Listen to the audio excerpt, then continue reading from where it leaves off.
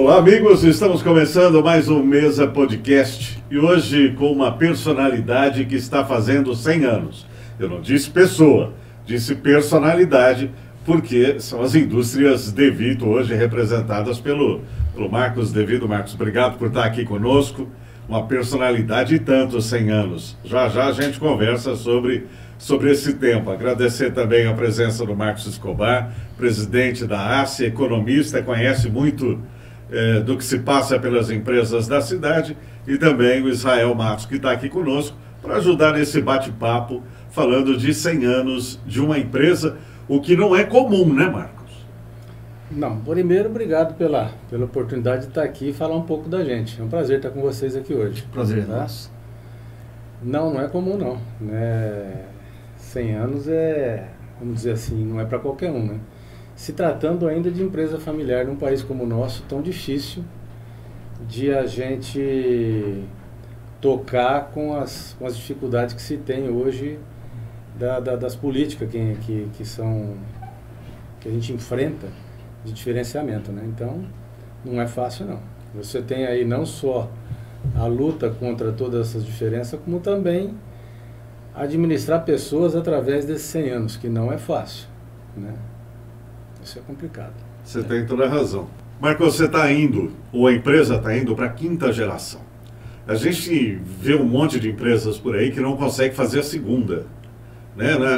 Logo na sequência, assim, o pai abre uma empresa e é difícil deixar para os filhos, deixar para os netos, então é algo hoje inimaginável. Como é que foi essa transição, Marcos? Olha, não foi fácil não. Nós passamos por várias dificuldades. A gente vem de uma família de italiano, né?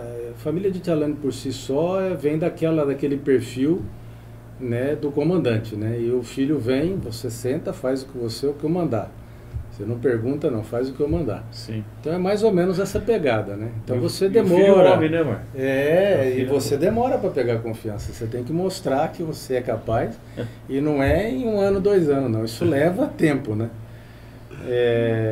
Então eu lembro que quando eu estudava em Ribeirão Preto, quando eu voltava para cá, e quando meu pai olhou para mim e falou assim: pelo jeito você vai ficar comigo, né? Vai. Então, final de semana para dentro da fábrica. Então não tinha essa, né? Então é para lá que a gente ia. Bacana. E isso foi lá em 83, 85. Para você ter uma ideia dessas transições todas que teve, família de italianos se pegando, então isso é complicado. Eu fui assumir vamos dizer assim, mais fixamente a direção da empresa lá em 2006, para você ter uma ideia. Recente, né? Então não é assim tão fácil não. E quando você fala isso, eu vou até colocar meu óculos aqui para poder dar uma...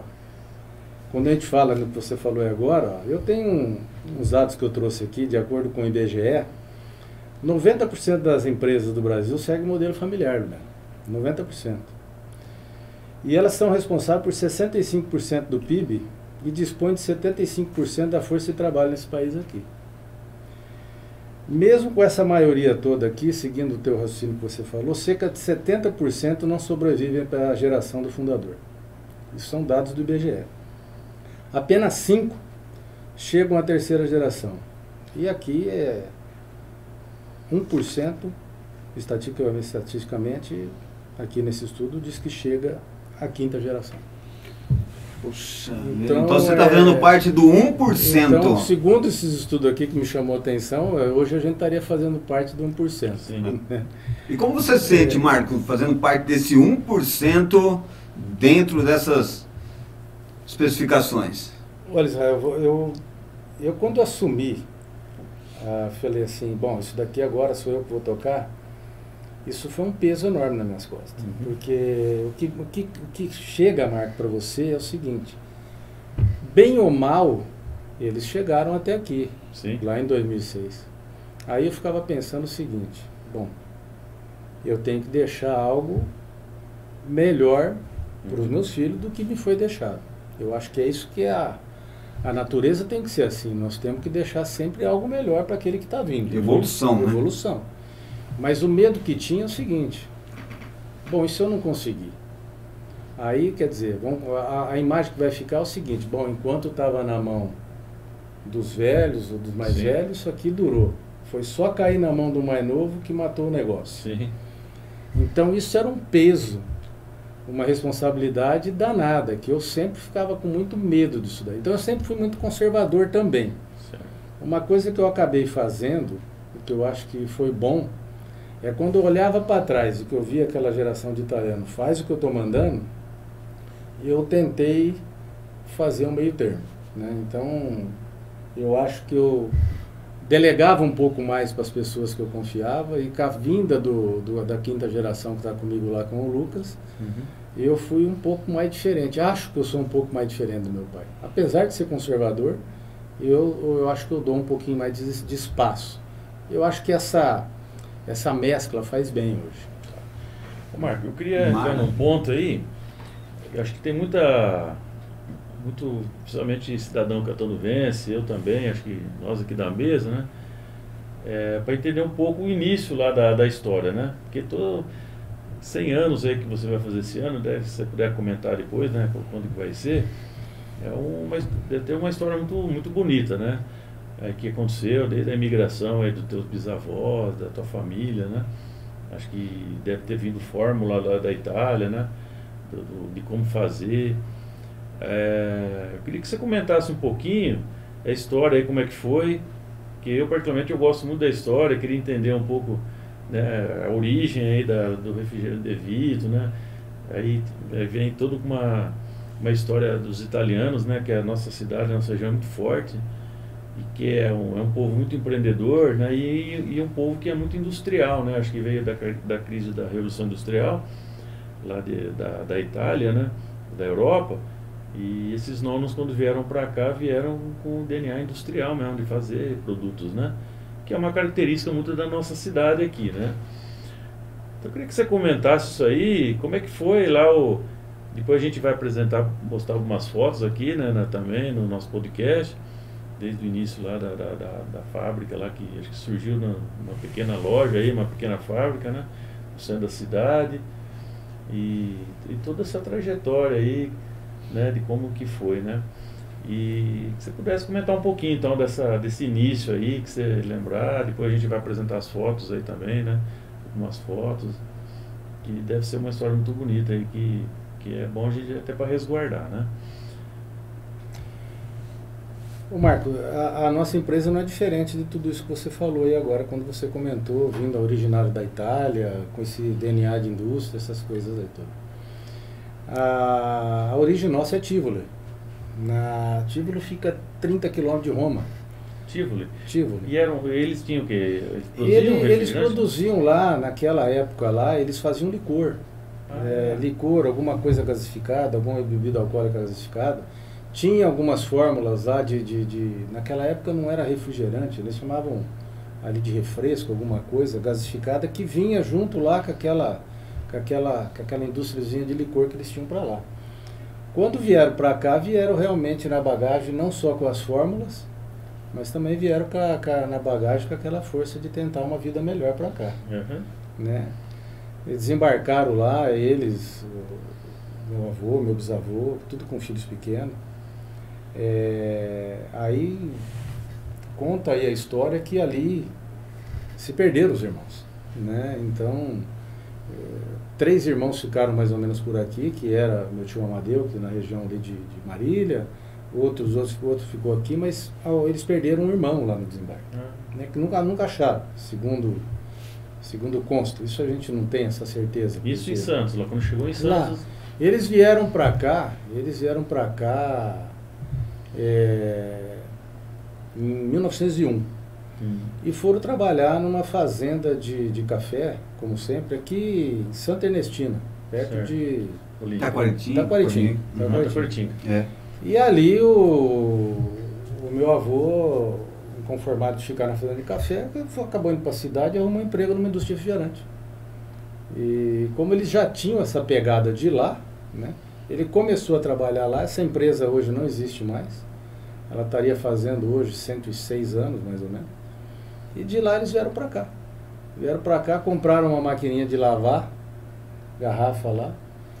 E vieram para cá e começaram a fazer aquilo que sabia, que trouxeram de lá. Eles entregavam a bebida naquela época de charrete, com um saco de estopa, era garrafa de vidro, né? Naquele tempo, refrigerante não tinha tampinha. Era um vidro que tinha uma rolinha metálica dentro, eu enchia com gás, a rolha E era uma tampava, rolha mesmo. era uma bolinha de metal. Aquilo fechava Quer a dizer, ela garrafa. fechava de baixo para De cima. baixo né? para cima. E você, Com o gás, o que a você força tinha era que o gás. empurrar o metal para baixo para tomar um refrigerante. Né? Essa Rapaz. garrafa ainda tem. Ela está perdida em algum lugar, nós estamos procurando ela, nós vamos achar ainda. Essa história. Então, Marcos, o primeiro refrigerante foi de limão ou foi de Guaraná? Foi de Guaraná. Foi Guaraná. Foi Guaraná. Era a famosa tubaína, né? Chamava-se né? tubaína. Exatamente, foi Guaraná. Depois aí veio todos os outros sabores, né? Nasceu praticamente junto o limão, junto com o Guaraná. Mas a forma original é o Guaraná. É o Guaraná. Muito bem. E vocês tinham se eu não me engano, do que eu li um pouco, a região de Itajobi foi um início, né, prematuro, e aí depois mudou para Catanduva e começou essa questão. Começou na Rua Maranhão, aqui em Catanduva, é isso? Começou na Rua Maranhão, ali onde hoje é mais ou menos aquele prédio que tem ali em frente à Musical. Inclusive que a gente pode estar vendo a foto, Sim, né? sim. Tem a Vamos foto olhar a ali. foto aí, vocês vão ver, não vendo na imagem, né? Tem a foto lá, e foi ali que eles começaram com a fábrica de licor e gasosa Liberati De Vito, chamava lá. Né? E existia uma ligação muito forte com Itajobi. Meu avô foi delegado lá, meu pai conheceu minha mãe lá, então a ligação era muito forte, porque uma parte da empresa ficava lá em Itajobi, né? E nós temos um carinho muito grande por Itajobi. E a história do limão é por isso também, da limonada? Porque a Também. limonada De Vito, né? Para quem não sabe aí, os ouvintes, Melhor. ela é famosa, né? Sim, então, sim. aqui na cidade, né? E tem uma história de Itajobi, porque Itajobi, né? Porque como o podcast vai para todo o Brasil hoje, Para todo o Brasil. Itajobi hoje é o maior polo de produção de limão, né? Do Brasil. Exportador. Então eu não sei se naquela época era, se era essa mesma pegada lá em Itajobi, Marcos. Sim. Eu não sei te Eu responder. acho que na isso. época era mais café, né? Eu acho que era café. Era café, uma região Eu forte acho que de era café. Toda a região que era Também café acho. foi Foi mudando. Foi mudando, é. Exato, exatamente. Café, laranja, agora cana, né? Exato. Não sei. Mas essa pegada de refrigerante sempre estava no DNA deles quando vieram para cá. Deixa eu fazer uma pergunta. Você disse que o seu pai foi trabalhar numa fábrica de refrigerante. O seu avô, no caso, propositalmente ou aconteceu? Como eles tinham essa pegada de lá, Sim. ele foi procurar exatamente alguma coisa que ele conhecia. Ah, ótimo. Então ele já Que foi, ele já conhecia. Tanto é que ele ficou muito amigo o nome dele era seu Rafael Kukulik, aonde eu tive o prazer de conhecer o Nelson Kukulik. Durante muito tempo a gente manteve contato. Foi muito bonito, foi muito bacana essa época, porque toda vez que a gente encontrava, o pai dele tinha lá fotos do meu avô e tal. E uma pena que a empresa dele não conseguiu sobreviver, né? E isso daqui, entrando nessa cisânia aí, isso daqui é um perfil triste quando a gente vê isso. Sim. Muito, muito ruim, porque quando a gente fala aqui, que a gente acabou de falar de empresa familiar, quando a gente vai buscar números aqui, eu tenho aqui uns números, depois eu posso até passar para vocês, mas de cabeça eu vou dizer para vocês o seguinte: há 30, 40 anos atrás, nesse país aqui existia quase 900 fábricas de refrigerantes regionais nesse país aqui. No estado de São Paulo, nós podemos falar aí algo em torno de 280, né? Hoje, nós estamos falando aqui no Brasil, mais ou menos umas 278 fábricas de refrigerantes regionais no Brasil. No Brasil. Nós estamos falando de quase 900 para 278. E no estado de São Paulo hoje aqui, nós estamos falando algo em torno de 40, 43 fábricas de refrigerante. Quando você olha para esses números, é assustador. Sim. E aí você fala de onde vem isso, né? Protecionismo das grandes corporações, pressão em cima do governo. Então, quer dizer, o pau que bate em Chico não bate em Francisco. Nesses casos não. Exato. Nesse caso não. Porque quando você começa a dar as mesmas oportunidades para a grande empresa como pequena empresa, quando você vê esses números aqui do que se emprega, Sim. é diferente, né? Então, quer dizer, isso daqui, dados de 2022, ó, a cada 10 empregos gerados na pequena empresa, 8 postos foram gerados pela empresa pequeno porte. Sim. Né? Então, as pequenas foram geradoras de emprego de 1,61 milhão, 71,6%. Né? Quando você pega as grandes corporações, são 513 mil contratações, 22% contra 71%. Né? Então, eu não estava errado naquele número que eu falei, era 892 fábricas de refrigerante. Eu errei o número para baixo. Hoje, atualmente no Brasil, é 235. Sim, um terço. Um terço. Tá? Isso aqui, esse número aqui é de 2015. Isso aqui já está pior. Isso mostra, né, Marco, que assim, você vê, você teve uma concentração, né? Praticamente um grande grupo, um segundo aí também que também corre um pouco por fora, né? Mas você aí demonstra que assim, você está indo agora, quer dizer, migrou aí, diminuiu para um quarto, na verdade, nem um terço, um quarto, 235 fábricas, de quase 1.000, né? Então você migrou a 25% e você teve a hombridade, aí teve o desafio de sobreviver, porque como esse empresário aí onde seu avô começou, né, com muitos que fecharam, né? Eu também tive um Tupã, o pai do meu avô, né, da minha mãe também tinha uma fábrica de refrigerantes lá, né? Quando eu era criança, inclusive nós íamos lá, passava lá, que era uma delícia. E era muito comum, né, essas cidades menores, você ter uma fábrica, como é a cerveja artesanal que está hoje, né? Até porque, desculpa, então, mas sobreviver... até porque era regional mesmo, né? Naquele tempo, ou até, sei lá, década de 50, era difícil você vender muito longe. Né? Era regionalizado. Logística também. É isso mesmo, Lugano, porque se você pegar hoje na Alemanha, as fábricas de cervejas não acontece o que acontece aqui. Assim, a cada 100 quilômetros lá você tem uma... Você não anda 70, 80 quilômetros, você não vai ver marcas de cerveja diferentes. Né? E o mercado é aberto. O meu avô tinha grandes amigos, meu pai tinha grandes amigos aqui na região, de fábricas de refrigerantes, que eles sentavam como amigos e não como inimigo. Sim. Né? Você não aqui em Monte Alto tinha uma fábrica de refrigerante, e eu não vou lembrar o nome do dono, porque eu lembro que meu pai conversava muito com ele, e a gente às vezes ele falou, vem cá, vamos lá, vamos fazer uma visita para fulano de tal. Eram parceiros e não concorrentes. Exatamente. Né? Não. A gente não precisa ser inimigo. Né? Eu acho que quando a gente gasta energia em tentar quebrar o seu concorrente, você deixa de gastar energia para saber o que você pode fazer melhor. Exato. Tupinambá. Essa fábrica de refrigerante, a marca de refrigerante era Tupinambá. Eu lembro dessa marca de refrigerante. Tem Paris mas lembra aqui o seu Zé Bertolo aqui também, em Santa Adélia? Também tinha. Guaraná Brasil. Guaraná Brasil que eu tomei. Guaraná Brasil. Também. Isso foi fechando uma lá. Eu tenho... Forte Guaraná. Em Novo Horizonte, os meus tios tinham uma fábrica de refrigerante lá. E naquela época, como é que funcionava, hein? Nós estamos falando em 42 quilômetros daqui a Novo Horizonte, né? 42, 45. Sim, em torno disso. Então, meus tios tinham uma fábrica de refrigerante lá, e o negócio é o seguinte, meu pai ia com a família passar o final de semana lá, às vezes eles iam passar o final de semana aqui, só que nós não vendíamos lá, eles não vendiam aqui. Tinha um acordo no caso aí. Nunca falaram em acordo.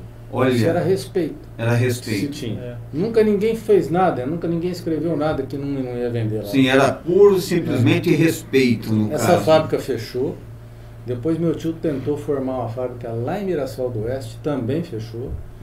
Então a dificuldade é enorme. Então quando você não leva com seriedade seu negócio, apostando principalmente numa coisa, na qualidade. Sim. Que eu falo assim, que quem sabe fazer bem feito alguma coisa, para fazer mal feito ele faz pior ainda. Né? Uma coisa que a gente não abre a mão realmente de qualidade. A gente não cai em ofertas de produtos diferenciados, quer dizer, você pega o Guaraná da gente, que é de onde nasceu, a formulação está lá, e nós não mudamos a qualidade dele, nenhum tipo de concentrado e nada. Sim. E hoje, produtos aí de baixo custo estão sendo oferecidos a rodo. A todo momento bate na porta, né? Bate na porta. E uma pergunta que eu quero te fazer, que está aqui. Você acha que vocês perpetuaram, né, estão perpetuando no mercado devido, acredito que um ponto é a qualidade, né? E o outro ponto, eu acredito que é a administração, gerência, visão de futuro, seria isso, Marcos? Você preparando aí o teu sucessor também para continuar essa empresa, o que você diz a respeito? E você ainda é uma empresa familiar também, né, Marcos? Hoje você não...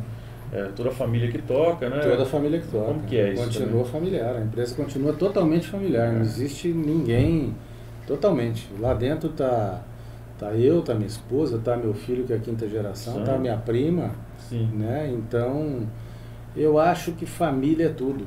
Sim. Viu? Quando a gente consegue fazer um laço forte, isso é fundamental. Eu acho que ninguém faz nada sozinho nessa vida, não. Então, quando você fala aí, Israel, a respeito de perpetuar, eu acho que essa é a idade. Eu já tenho um neto. Eu já estou pensando eu falei para meu filho outro dia, como é que nós vamos deixar algo melhor ainda para ele, se é que ele vai querer. Né? Sim. Então eu acho isso fundamental, não é só qualidade não.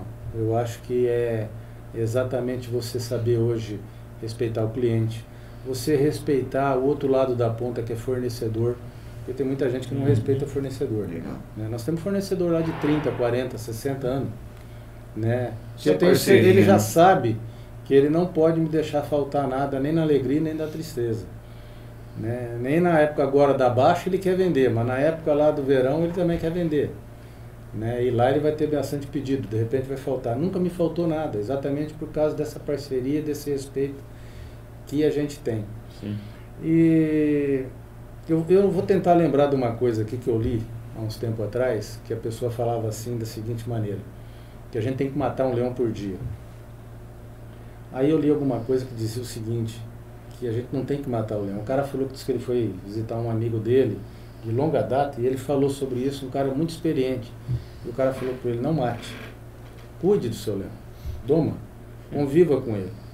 Porque é esse cara, é esse leão que está te fazendo você sobreviver. O dia que você matar, você mata teu negócio com ele. Aí ele respondeu o seguinte, falou, eu tive 3 filhos. O meu defeito foi não ter dado um leão para cada um deles. Porque eu dei tudo para eles. Na hora de eu fazer a sucessão, eles não estavam preparados, porque eles não tinham passado pelo modelo de domar, de cuidar ou de cuidar do seu leão. Ficou faltando o leão para eles. Então eu achei muito profundo isso, muito bacana. Muito isso, inteligente. Exatamente, eu acho que é isso que nós temos que fazer. Tá. Né? Aproveitando que o meu filho está aqui nos bastidores, foi bom até que ele ouviu isso, que eu já vou soltar o leão para cima dele. Ô Marco, eu queria que você relatasse aí, quer dizer que são 100 anos aí, né? A gente sabe que refrigerante remonta muito à infância, né? Alegria, festa, né? E eu me lembro um pouco de uma época que a gente tinha as brincadeiras de rua, né? Que a gente fazia um furinho na tampinha. Qual os momentos aí que você acha que marcou aí a tua vida aí? Eu sei que você está assumindo uma geração nova agora, mas também do teu bisavô, do teu avô, do seu pai, você deve ter vivido um momento de... E aí depois eu queria que você colocasse o que foi os fatores, porque a gente deve ter muitas empresas, muitas pessoas também que, como a sua situação que é familiar, né? Que deve ter empresas de 20, 30 anos que estão ouvindo a gente. Né? Qual que é o segredo aí realmente para ir para 100 anos, né? Qual foi o que você acredita aí que realmente fez levar uma empresa para 100 anos, né? E o que você está fazendo agora para... E dizem que quando você entra no ranking dos 100 anos, né, dificilmente a empresa... até o Jamil Albuquerque, que é do Mastermind, né, tem uns livros que ele falou assim, quando você entra nesse hall aí, nesse ranking de 100 anos, né, que a empresa fica uma empresa que tem um conceito, um respeito até do mercado, do consumidor, né, que ela fica muito, ela entra para um outro nível de durabilidade, né. Então eu queria que você comentasse um pouco aí algum momento que você achou que aconteceu na empresa, que foi legal, foi gostoso, né? Parece que você tem uma história que você conseguiu resgatar um caminhão aí, né? Que era da entrega acho que lá do início, né?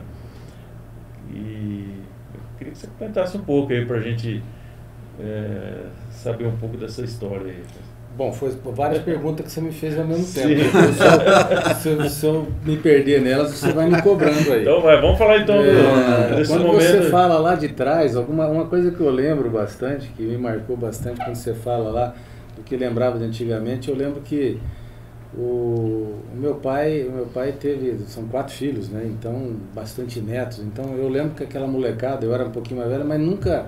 Aquela tradição que o pessoal pegava a garrafinha, meu sobrinho pegava uma garrafinha de refrigerante, entrava lá na casa, pegava a geladeira, furava e subia no telhado da casa para soltar a pipa e tomando refrigerante no bico com a tampinha furada. Né? Isso daí é uma tradição que vem lá de trás do refrigerante ainda, né? Até hoje. Né? Todo mundo... Aí veio esse pessoal falando que o refrigerante hoje é o que mais está fazendo mal. Eu acho que tem muita gente falando que não conhece, né? Equivocado. Hoje refrigerante, dependendo do que você colocar um refrigerante perto de um determinado suco, você tem hoje... sim. Refrigerante, hoje você pega esses sucos, eu não vou ficar aqui falando de marcas, mas você pega de repente algum suco de caixinha, essas coisas todas aí que vem. Nós estamos falando em quase 14 de bricks,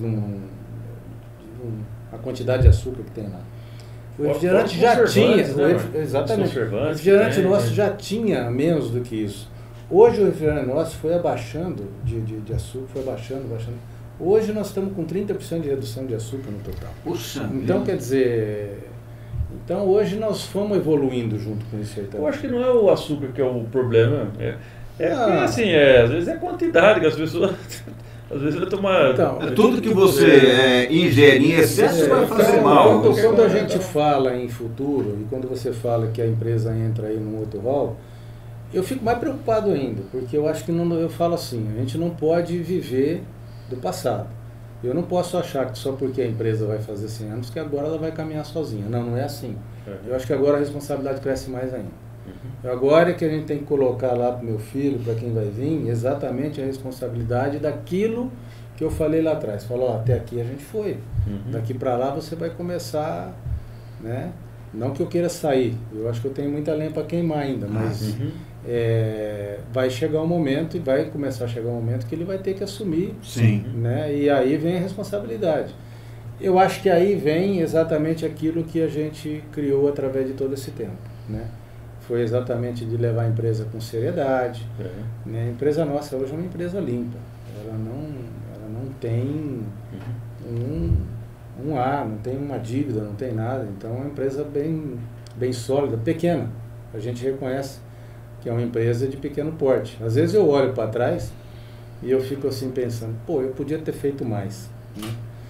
Mas muitas vezes eu olho para trás também e falo assim, olha, eu vejo um monte de gente que ficou através do caminho.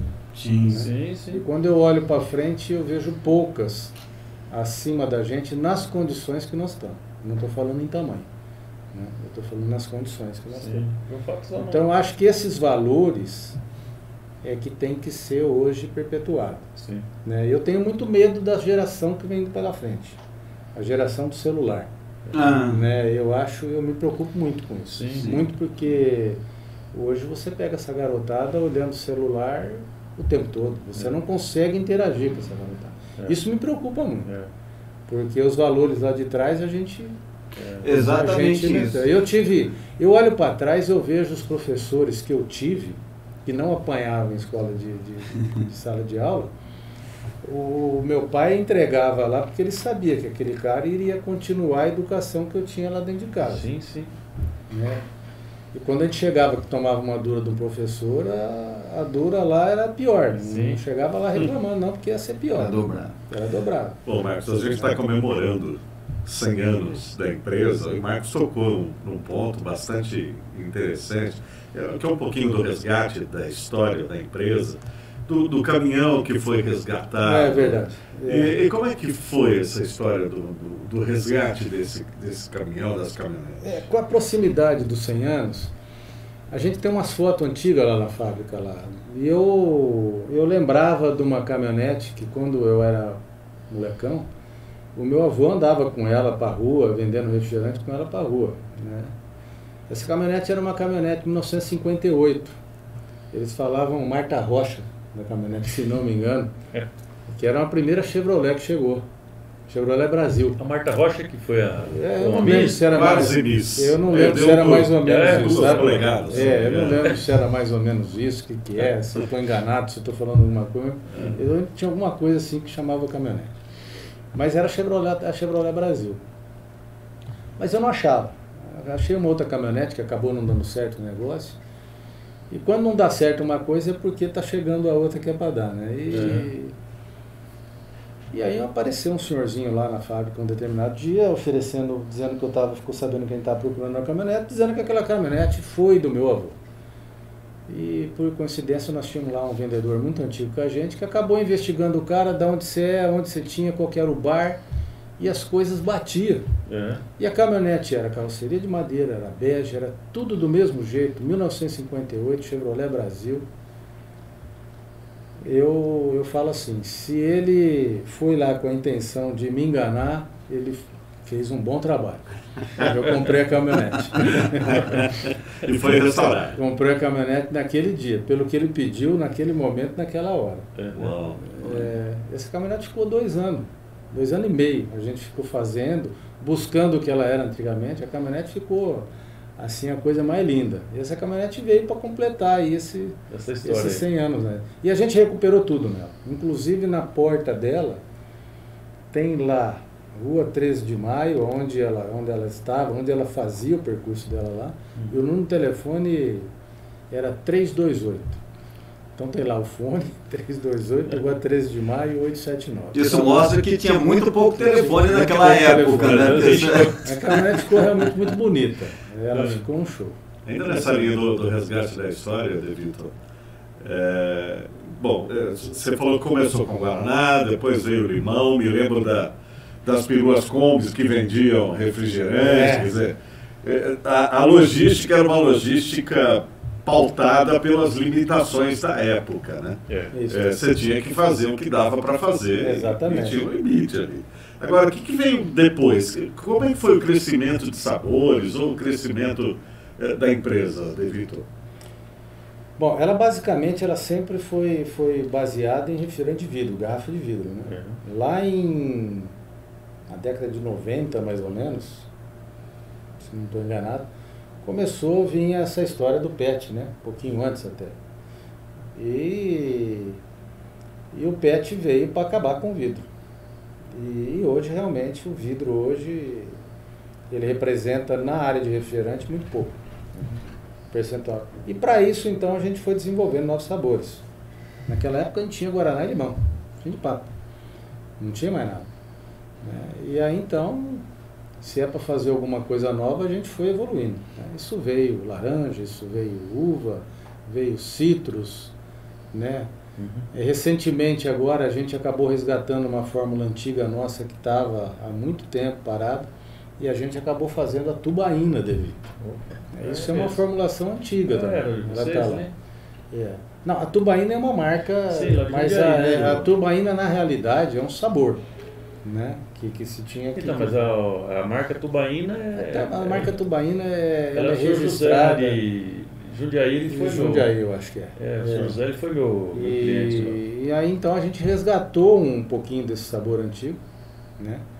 E aí então agora recentemente a gente entrou no mercado de água, acabamos fazendo uma gasificada que foi uma surpresa para nós. Eu confesso que eu não estava assim muito afim de fazer água, O meu filho Lucas é que mais foi incentivou Olha só. e foi uma surpresa danada para nós. A água com gás hoje está tomando quase 15% da produção nossa. Puxa vida.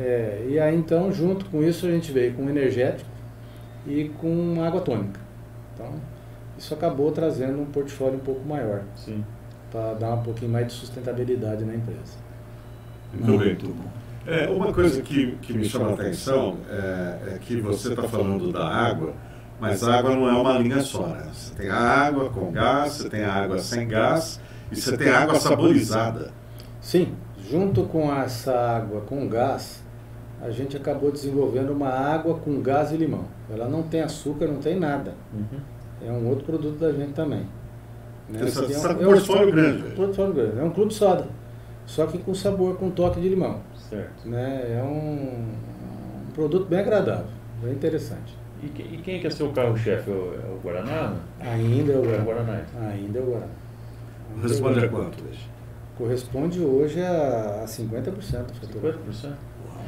Principalmente assim, eu vejo que, como é uma marca regional, né? Os amigos que vêm de fora, né? Ainda gosta, apesar que a soda o pessoal pede também, mas o Guaraná ainda, né? O Guaraná é muito... Sim. Tem É gente muito que segura procurado. de Catanduva e fala assim, ô Devito, manda umas pra mim aqui onde eu tô morando agora, não tem? Tem. Tem, né? De vez em quando eu imagino que sim. Tem muita gente que mora em São Paulo, às vezes quando vem para cá, passa por lá para levar. Pessoa que morou aqui, foi embora e conviveu com... Ela quando acaba voltando, ela relembra um pouco da história dela, né? Então isso acaba... E tem bastante, viu, Lugano? Tem bastante. As pessoas acostumam, gostam do sabor, gostam da qualidade e compram mesmo. Você não está com loja na internet ainda, né? Não. Ainda não. Ainda não. Quem sabe a gente starta aqui uma ideia de vender Brasil através da internet. Por que não? E outros produtos que podem ser agregados, devido. E quando que é exatamente a data do aniversário agora? Você vai fazer uma comemoração? Junho. É junho? Junho. Nós estamos há tem um 15 dia. dias aí. Nós vamos fazer uma comemoração um pouco mais tímida. Tímida não, o problema é o seguinte, nós não temos espaço suficiente para se fazer uma comemoração de grande porte. Certo. Então nós vamos fazer alguma coisa mais institucional, Uma homenagem. né, uma homenagem. Eu estou resgatando um pouco lá do meu avô, um pouquinho da história, as imagens que a gente tem deles lá de trás. Certo. E fazer uma homenagem para quem começou tudo isso, né? Porque a gente deu só continuidade, Sim, mas na sim. realidade quem roeu o osso lá atrás foram eles. Então Sim. nada mais justo do que a gente fazer uma homenagem para eles. Nós vamos fazer agora, dia 9 de junho, fazer um evento bem tranquilo, bem assim familiar, alguma coisa para um institucional, bem interessante, exatamente para homenagear a história de tanto sofrimento deles que vieram para cá, né? Sim. Bom, 9 de junho. Vai 9 de ser junho. no clube de tênis, né? Lá Vamos fazer um evento lá no clube de tênis, lá no pub, que é um ambiente assim bem interessante, bem gostoso. Nós vamos fazer ali. Muito bem. Bom, eu queria comentar com você, Devito, um outro aspecto quando a gente fala da indústria de refrigerantes. O Marcos até tocou no ponto, que é a questão da festa, da alegria. Da infância, né? Eu vejo que houve uma evolução, inclusive, do desenho da marca. Né? A marca ela evoluiu ao longo do tempo. Eu queria que você contasse um pouco dessa evolução da marca e o que o Lucas te fala hoje sobre o que ele pretende fazer no futuro. Quando você fala da mudança do logotipo, alguma coisa isso, assim, né? isso, Nós tivemos uma fase, Lugano, foi bem, a pergunta toda é boa. Nós ficamos durante muito tempo com aquele rótulo antigo, com aquela letra lá de trás, alguma coisa nesse sentido. Isso, se não me engano, nós chegamos lá quase em 1995, 98, quando falamos, nós temos que mudar alguma coisa aqui. Aquilo foi um choque. Quando a gente mudou, depois de todo aquele tempo, eu tinha um tio, meu tio Armando, lá em Novo Horizonte, que telefonou para meu pai e falou assim, vocês acabaram com a empresa, vocês vão acabar com a empresa, porque ninguém vai mais tomar o refrigerante, porque mudou o rótulo. Né? eu não estou aqui criticando ele, mas foi um baque, né? Foi um baque, realmente foi pesado. E porque o costume era tão grande de ver aquela marca, e dali para lá a gente acabou vendo que não era assim.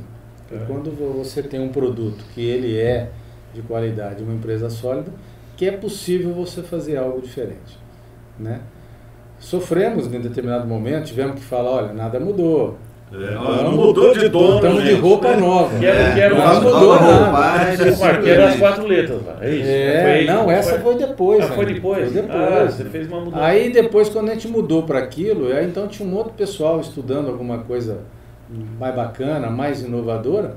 Aí quando a gente viu que mudamos agora, então já vamos mudar para o mais novo, porque então já estamos na pegada, vamos fazer. Né? Mas com relação à tua pergunta, Luciano, eu acho que a gente tem que olhar exatamente, o Lucas, quando você perguntou do Lucas, o Lucas faz parte desses novos produtos aqui. Foi ele que sempre falou, olha, nós precisamos fazer algo novo, né? Então água com a nossa marca, energético, isso tudo vem com o Lucas junto comigo. Eu digo assim que se eu tivesse assim, se a gente não tem alguém para dar continuidade no negócio, você acaba se acomodando. Desmotiva, né? Você desmotiva. Quando o Lucas veio comigo, e aí quando nasceu o meu netinho, que eu não sei se ele vai dar continuidade ou não, mas sempre fica lá alguém que está chegando. Sim. Né? Então isso te motiva e é isso daqui que eu tento passar muito para o Lucas também. Exatamente para ver se a gente consegue perpetuar isso. Um pouquinho mais adiante aí, quem sabe. Muito, muito bom. Vou fazer uma pergunta para você. Assim, a empresa ela está completando 100 anos. Passou por muitos governos, planos econômicos, sobe e desce, juros altíssimos, né? E vocês ali, firme. Houve um momento de grandes desafios e como superar isso ou não, porque esse podcast vai chegar a muitos empresários e possivelmente eles estarão se perguntando como que uma empresa no Brasil, né, consegue chegar a 100 anos aí dentro dessa flexibilidade que acontece durante todos esses anos aí. Pois nós passamos por todos esses planos que você falou aí. Sim. E pode ter certeza que a gente sofreu em todos eles. Né? Sofreu em todos eles. Sofremos sim. A persistência, você fala que é o caminho. Em todos eles nós tivemos dificuldade, como todo mundo teve. Né? A gente falar de Brasil, no protecionismo, nós vamos lá voltar de novo naquele assunto que a gente fala que eu acho que falta cuidado, né, do governo para olhar para as empresas e dar oportunidade para elas do que tem as grandes corporações. Eu fico imaginando hoje, eu tenho grandes amigos com fábricas de refrigerante com 60 anos, 70 anos, 80 anos, que vão estar aqui, né, no dia 9 de junho. Né? Mesmo porque eu conheço boa parte de tudo isso, porque eu sou hoje presidente de uma associação, que é a Associação dos Fabricantes Regionais de Refrigerante do Estado de São Paulo. Legal. Então ali nós temos ali associada aproximadamente 33 empresas. Então eu tenho contato com todos eles. Então tem ali você acaba sempre desenvolvendo um pouco mais de amizade com um determinado grupo. Então nesse grupo nós temos fábricas que passaram por essa dificuldade, que também passaram por transição familiar, que é duro, né? Mas eu volto a dizer para você, eu acho que nós passamos por momentos difíceis, superamos exatamente porque nós não tínhamos pendências. Eu acho que uma coisa que eu pelo menos eu trabalho muito, é você ter o pé no chão. Eu lembro de uma passagem, eu era molecão, o meu pai uma vez falou para o meu avô que ia comprar um carro. Ele falou, você tem dinheiro para comprar o carro? Ele falou, tenho. Você tem dinheiro para comprar o carro? Ele falou, tenho. Só? Ele falou, não, só, mas por que está perguntando? Ele falou, você tem que ter dinheiro para comprar 2. Não um. Interessante. Você tem que ter dinheiro para comprar 2, não um. Se for comprar um só, você vai ficar sem nada, vai ficar sem um puto no bolso, vai ter combustível, vai ter... Qualquer imprevisto, né? Qualquer imprevisto, o que você fica? Como é que você fica? Então eu acho que eu sempre achei que essa fórmula veio lá de trás, um pouquinho de caldo de galinha e conservadorismo também faz bem. Sim. Né? Ousadia faz. Eu acho que quando você mistura ousadia com conservadorismo, acaba dando um equilíbrio interessante. Né?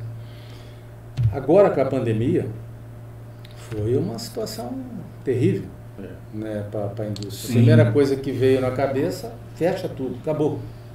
Né? Para nossa surpresa, né, aquele mercado que a gente tem dificuldade de entrar, que é das grandes corporações, né, ou as dificuldades que a gente tem de rua, vamos dizer assim, ou do protecionismo que se tem, nós acabamos tendo a surpresa de que eu esperava que fosse assim, um problema muito sério, superamos. O mercado aberto, o nosso assim, cliente foi buscar o produto no mercado. Diferente daquele mercado que você tem um mercado frio, alguma coisa que representava lá, o nosso grande mercado estava ali conservado. Então, passamos bem. Poxa vida, agora que me lembrei mais essa daí, que teve agora recentemente. Né? Pegou pesado? Claro que pegou para quem não pegou. Para quem não pegou. Mas passamos por isso aí também. Então, eu acho que o segredo ainda continua sendo você levar seu negócio a sério e domando o leão. Domando o leão. Eu gostei da história do Domando o Leão. Muito bom. Deixa eu te perguntar sobre um desafio que você enfrentou. Lançar a cola foi um grande desafio, não? Ah, sem dúvida. Sem dúvida que foi. Não tenha dúvida. Se você olhar o mercado de cola hoje, é dominado praticamente mais de 90% pela Coca, né? Então, quer dizer, nós temos um fator aí que... E aí nós vamos entrar naquela situação que quando a gente fala das grandes empresas da renúncia fiscal. Quando você entra nisso, Marco, eu já falei uma vez com você, sobre o que se tem em Manaus, sobre exatamente dessa renúncia fiscal, sobre isso aí tudo. Mas lançar a cola num mercado tão competitivo como esse, detendo essa... Como é que a gente chama, Marco, quando nós estamos falando aqui do monopólio praticamente, né? Fica difícil. Conseguimos evoluir com o sabor? Sim. Né?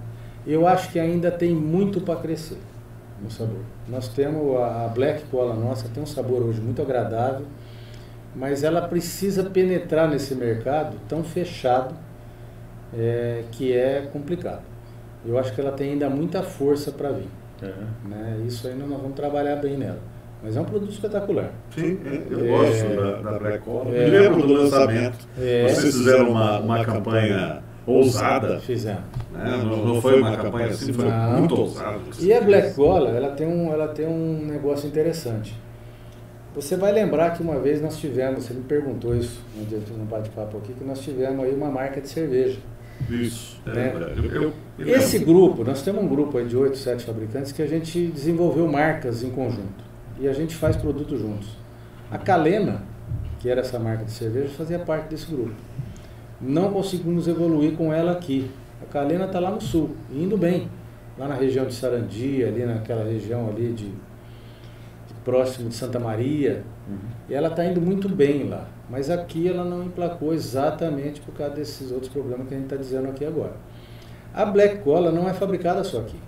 A Black Cola é fabricada em São Carlos, em Franca, em Minas Gerais tem uma fábrica chamada Mantiqueira.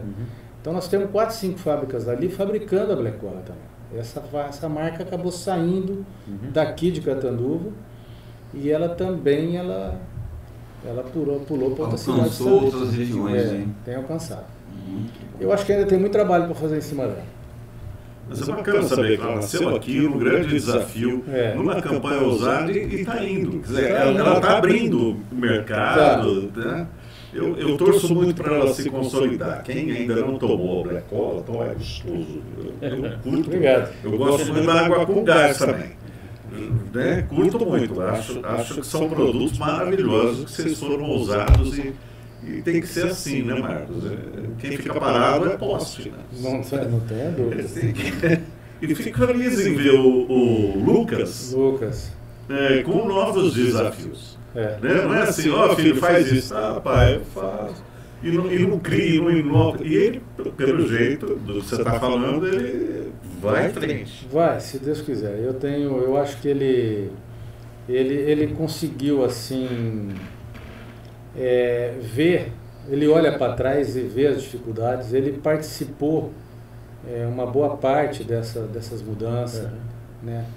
O bom dele é que ele viu os dentes do leão lá atrás. Né? Eu acho que isso fez um bem para ele, porque ele viu o sofrimento. Ele acompanhou, ele estava de perto.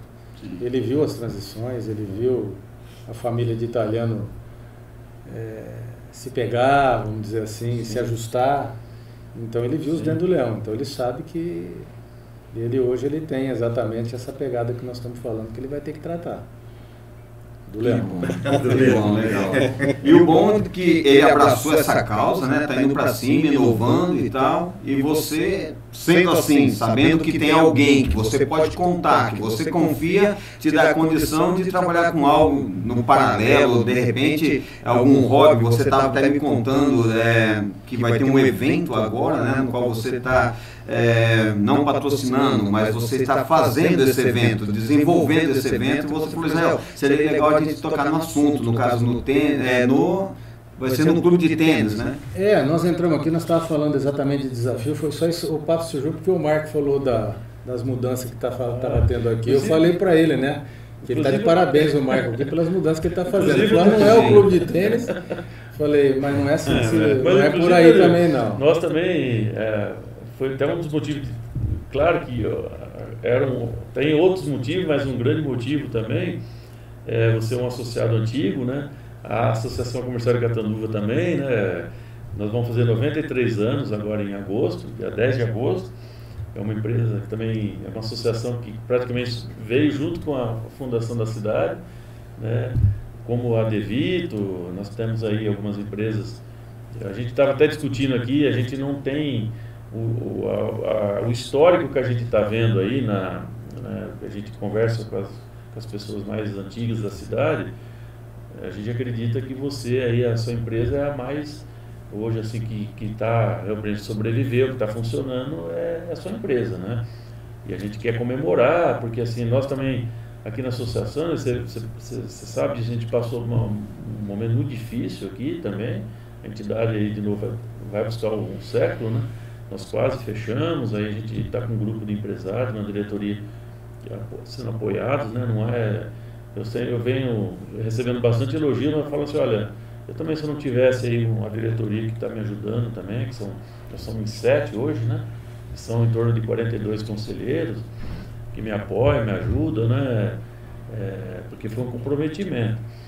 E a gente trouxe você também para falar assim, olha que nós precisamos caminhar junto, né? São empresas que estão, a entidade, a associação, provavelmente ela participou dessa história ativamente aí da Devito, desses quase 100 anos, né? 93 anos. Ela participou da história da comunidade italiana, da associação, também está passando por dificuldades aqui em Catanduva, né?